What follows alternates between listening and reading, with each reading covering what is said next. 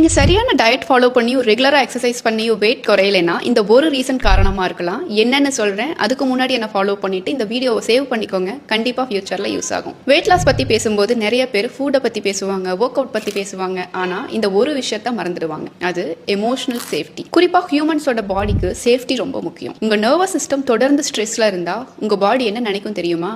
இப்போ சேஃபான டைம் இல்ல, ஃபர்ஸ்ட் சர்வை பண்ணலாம், அப்புறமா வெயிட் லாஸ் பண்ணலாம்னு நினைக்கும். அதனாலதான் சில பேருக்கு டயட் பெர்ஃபெக்ட்டா இருந்தும் இல்ல எக்ஸசைஸ் பெர்ஃபெக்ட்டா இருந்தும் ரிசல்ட் என்னவோ ஜீரோ. ஸோ ப்ராப்ளம் ஃபுட்ல மட்டும் இல்லைங்க, ப்ராப்ளம் உங்க மைண்ட் செட்ல கூட இருக்கலாம், ப்ராப்ளம் உங்க சப்கான்ஷியஸ் பேட்டர்ன்ஸ்ல கூட இருக்கலாம், ஒருவேளை எமோஷனல் ஓவர்லோடா கூட இருக்கலாம். நீங்க தினமும் ஒரி பண்ணிக்கிட்டு ஓவர் திங்க் பண்ணிட்டு பீப்புள் ப்ளீஸ் பண்ணிக்கிட்டு எமோஷனலி எக்ஸாஸ்டடா இருந்துட்டு உங்க பாடி வெயிட் லாஸ் பண்ணணும்னு பண்ண முடியாது. ஏன்னா பாடிக்கு முதல்ல சேஃப்டி தான், அதுக்கப்புறம் தான் டிரான்ஸ்ஃபர்மேஷன். அதனால வெயிட் லாஸ் ஜேர்னில ஃபோக்கஸ் பண்ண வேண்டிய 3 முக்கியமான விஷயங்கள். First, move your body. Second, nourish your body. And third, most importantly, make sure your body feels safe. ஏன்னா a safe body moves out of survival mode, and when the body comes out of survival mode, healing and weight loss become easier. So இப்போ question என்னன்னா, நீங்க weight loss பண்றதுக்காக உங்க பாடியை punish பண்ணிட்டு இருக்கீங்களா இல்ல உங்க பாடிக்கு சேஃபா இருக்க சிக்னல் கொடுத்துட்டு இருக்கீங்களா? இதுதான் கேம் சேஞ்சர். இந்த வீடியோ யூஸ்ஃபுல்லா இருந்துச்சுன்னா லைக் பண்ணுங்க. weight loss பண்ண கஷ்டப்பட்டுட்டு இருக்க உங்க ஃப்ரெண்டுக்கு மறக்காம ஷேர் பண்ணுங்க.